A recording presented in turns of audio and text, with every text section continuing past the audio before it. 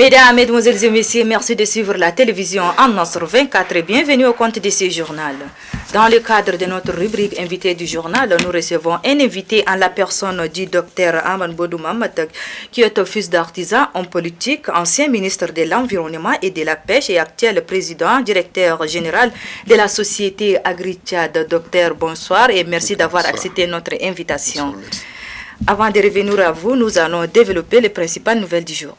Le président de transition, le général Mohamed Idriss Déby Itno, président de la République, chef de l'État, a installé dans leurs fonctions ce 7 décembre 2022 les membres du comité indépendant de suivi et évaluation des résolutions et recommandations du dialogue national inclusif et souverain.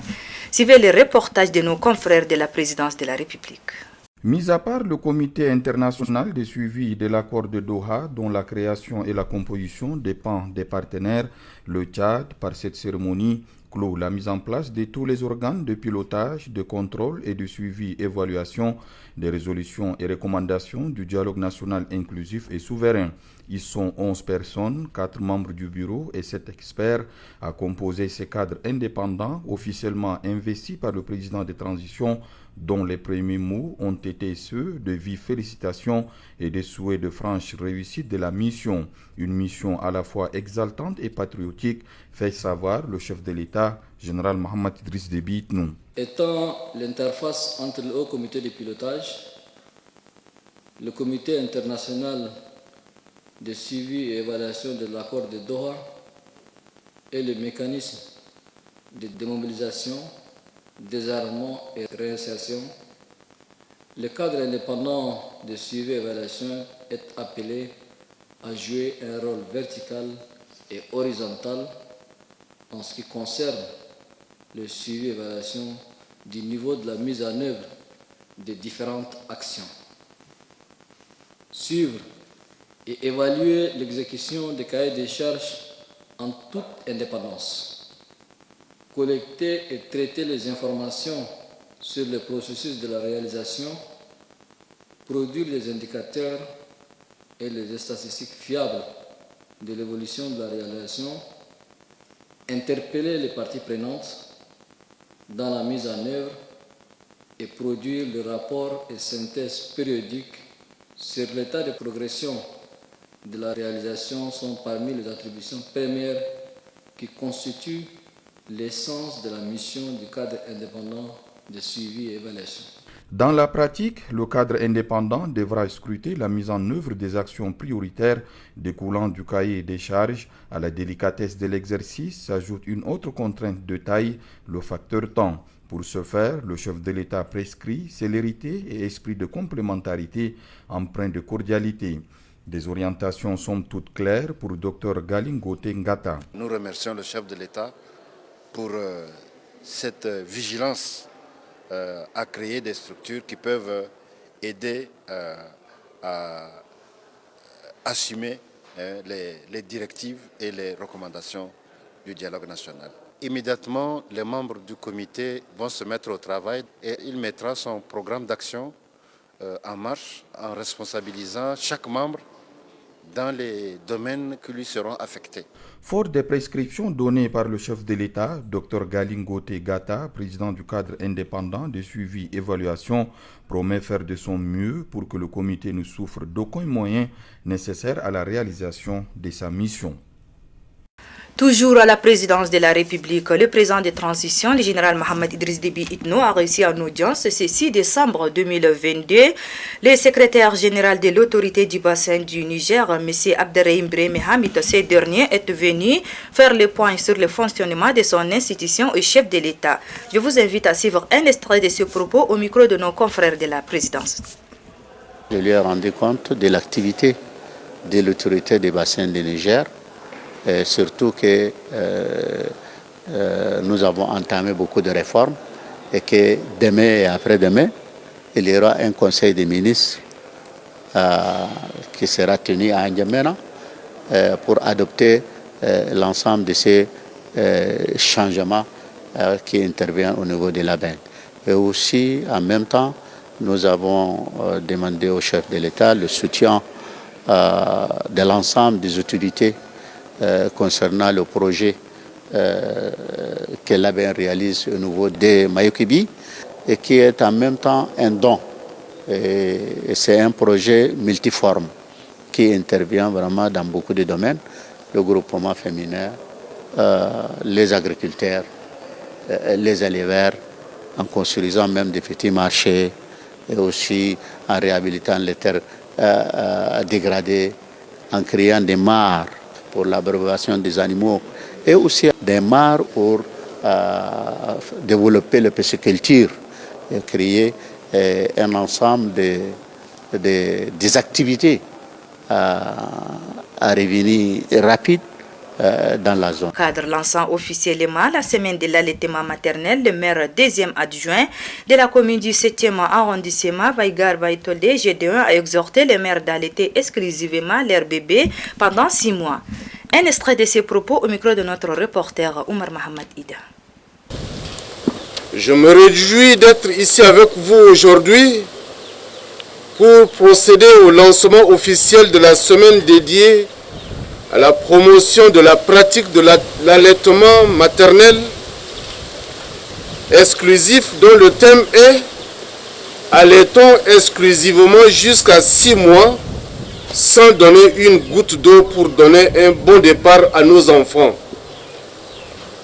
Je saisis cette opportunité pour remercier chacun de vous d'avoir accordé de votre temps pour venir assister au lancement officiel de la Semaine mondiale de l'allaitement maternel qui, en mon sens, marque votre engagement à soutenir, protéger et promouvoir l'allaitement au sein. Rien n'est plus évident de dire que le lait maternel est l'aliment le plus complet et le plus adapté à la croissance et au développement des nourrissons. Toutefois, les faits et les statistiques montrent que cette pratique, qui semble si accessible et si facile à adopter, fait face à de nombreux défis. Comme nous l'avions annoncé dans le cadre de notre rubrique invité du journal, nous recevons aujourd'hui Dr Aman Bodou Mohamed, qui est fils d'artisan, ancien ministre de l'Environnement et de la Pêche et actuel président directeur général de la société Agritad SA. Docteur, bienvenue sur notre plateau. Merci. En date du 28 novembre 2022, vous avez organisé une conférence débat sur le thème la discrimination socio-professionnelle au Tchad, les cas des artisans au regard de la loi et de la vision des religions monothéistes. Quelle est la vision et l'objectif visé à travers cette conférence, docteur? Merci de me poser cette question. Il faut le dire, c'est le 28 novembre 2022, 28 novembre 2022, bien la date de la proclamation de la République du Tchad, en 58. Alors, nous avons ciblé cette date, on dit peut-être que c'est une date qui parle. Et l'objectif à la question, donc réponse, c'est en fait, c'est pour essayer de très rapidement, avec une certaine célérité, parce que nous sommes au XXIe siècle, comment est-ce qu'il faut essayer de protéger et de faire disparaître cette stigmatisation, cet stéréotype que vivent les enfants des artisans à cause de leur métier. Donc l'idée était ça, donc la date n'était pas retenue au hasard, on dit voilà, que avec les recommandations que nous avons voulu bien le présenter au gouvernement, et avec voilà le contenu, on va en parler. Mais très rapidement, on veut, avec une certaine célérité, que cette stigmatisation des enfants du métier à cause de la profession puisse disparaître très rapidement au bonheur de la République, parce que, comme tantôt on l'a toujours dit, c'est des situations malheureusement péjoratives. Quand on dit fils de Haddad, à côté, il y a immédiatement aussi habitent les esclaves. Donc tous ces trucs-là, très rapidement, si nous pouvons le faire disparaître rapidement au XXIe siècle, nous avons pensé que c'est un plus-value pour la République. Ok, donc vous avez parlé de l'initiative, mais quel est l'objectif que vous visez à travers cette conférence qui a drainé un bon nombre de participants dans la salle de conférence du ministère des Affaires étrangères? Oui, il faut le remonter au 19 septembre 2022, c'est en pleine conférence Dialogue national inclusif et souverain que j'ai usurpé le titre de représentant des enfants du métier à date. Et effectivement, j'ai vu que tout de suite, tout le monde adhérait parce qu'effectivement, ça montre bien que nous sommes déjà à une autre heure. Ce n'est plus l'époque du Moyen-Âge où des situations comme ça peuvent être entretenues. Et donc voilà aussi le résultat ce 28 novembre dernier. Si la salle était pleine à craquer, c'est aussi également la population a pensé que c'est une situation qui ne doit pas perdurer. Et l'objectif donc c'était vraiment de faire effacer cette stigmatisation à l'heure où on est. Donc l'objectif principal, eh bien, c'est là. Et je suis sûr que la question, c'est comment le faire partir tout de suite. Et comment le faire partir tout de suite. On avait fait des recommandations et nous avons trouvé que les lois de la République, elles sont là, hein, aussi les conventions internationales qui sont là, mais il n'y a pas de mécanisme rapide pour quelqu'un qui se plaint tout de suite pour cette stigmatisation, qu'il ait une réponse. Et c'était comme ça, nous avons fait une recommandation au gouvernement pour leur demander de mettre un comité juridique rattaché certainement au ministère de Justice, ou très rapidement, comme les appels verts, hein, les numéros d'appels verts, très rapidement qu'on se plaigne, peut-être avec des corrections. Parce qu'il faut dire que tout cela, ces enfants du métier, ils sont stigmatisés sous un grand silence de la société. Je souvent dis même sous la complicité de nos leaders de société, malgré les religieux, malgré le chef traditionnel. Donc cette situation est entretenue. C'est sévère dans une contrée par rapport à une autre. Hein. C'est pas pareil dans certaines contrées par rapport à d'autres. D'ailleurs, il y a des enfants qui ne peuvent pas s'asseoir sur le même table-banc que de jeunes enfants. Ils n'arrivent pas à étudier, ils arrêtent l'école parce qu'ils sont stigmatisés. D'aucuns aussi ne s'assiedent pas dans certaines contrées sur une même natte. Donc l'estigmatisation est tellement forte que nous avons pensé à travers ce centre-là si nous pouvons interpeller le gouvernement pour que cette situation disparaisse au bonheur de la République. Ok, merci beaucoup, docteur. Lors de vos travaux, vous avez plaidé auprès du gouvernement pour la création d'un comité qui sera chargé de sensibiliser et conscientiser la population sur la stigmatisation du mot haddat. Mais vous n'avez pas parlé de province. Est-ce que ce centre sera seulement centralisé ici en N'Djamena ou dans les 23 provinces du pays? Le problème, moi, comme je le disais dans la salle, c'était archi comble de tous les Haddats du Tchad. Il y a des gens qui sont venus de la partie septentrionale, hein, un peu Tiné-Iriba, de Oumadjar, de N'Djamena, de partout, de Bar El Khazal, du Kanem. Donc c'est pour dire que peut-être les stigmatisés ne sont pas en N'Djamena, nous on ne le sent même pas. Donc s'il y a un comité comme ça qu'on le met, nous on a plaidé auprès du gouvernement, le gouvernement saura comment il faut le mettre en place, mais ce sera un comité opérationnel sur l'ensemble du territoire national. Parlons de ces comités ou de ces centres. Quel sera son rôle principal? Son rôle principal sera un comité, certainement juridique, si déjà, parce qu'en amont, il faut avoir la loi qui protège, une loi claire avec des sanctions. Là, il n'y en a pas. Il n'y en a pas. Donc, si on dit Haddat ou on dit Habit, parce que les stigmatisations se valent pour le pays, quel que soit le mot péjoratif, hein, il y en a. Même le simple Doum qu'on dit est péjoratif, par exemple, c'est péjoratif. Et ça, vraiment, au XXIe siècle où nous vivons, ça n'a pas de sens. Et surtout pour les enfants du métier, de gens, à mon avis, très utiles à la société, qui produisent, d'ailleurs, c'est le seul qui produisent dans la société. Très peu d'autres communautés qui en produisent, par le tisserand, par le forgeron, par le chasseur, par le potier. Donc ces gens-là, si on peut le protéger par une structure de ce genre-là, où ils peuvent se plaindre rapidement parce qu'ils ne savent même où aller. Et ils subissent tout simplement les stigmatisations. Et on le voyait en sous d'autres contrées, c'est assez sévère. Et donc ça, je crois que le comité aura pour un rôle une structure pratique, disponible, accessible à tous les citoyens tchadiens qui se plaignent. Et comme il y a des sanctions derrière, très rapidement, je crois que cette situation moyenâgeuse va disparaître, surtout de notre territoire. Espérons-en, Inch'Allah. Docteur, quel est le message que vous avez à lancer à l'endroit du gouvernement et de la population tchadienne qui nous suit en ces moments? Les enfants du métier, par ma voix, je crois que c'est qu'ils attendent, parce que, comme je le disais, nous subissons une complicité de la société tchadienne. Parce que je ne comprendrais pas quand on prie dans la même mosquée, par exemple, chez moi, on prie derrière un hadat, mon grand-père, vendredi, derrière lui, un mufti, sous ce silence, parce que,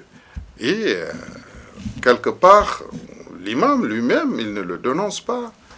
Le chef traditionnel, il ne le dénonce pas. Le petit État en place, parce que je les appelle comme ça, le commandant de brigade, le sous-préfet en contact, personne ne fait cas. Mais en réalité, c'est des situations terribles. Deux fois, les enfants du métier, c'est libre à des bagarres, à des tueries, parce qu'on les a stigmatisés. Mais c'est ces situations réelles que nous vivons. Donc, nous, notre message, s'il y en a, le message, je dis bien que ce n'est que par des sensibilisations, ça prendra peut-être du temps pour faire effacer cette situation, mais notre salut, c'est l'État, c'est le gouvernement.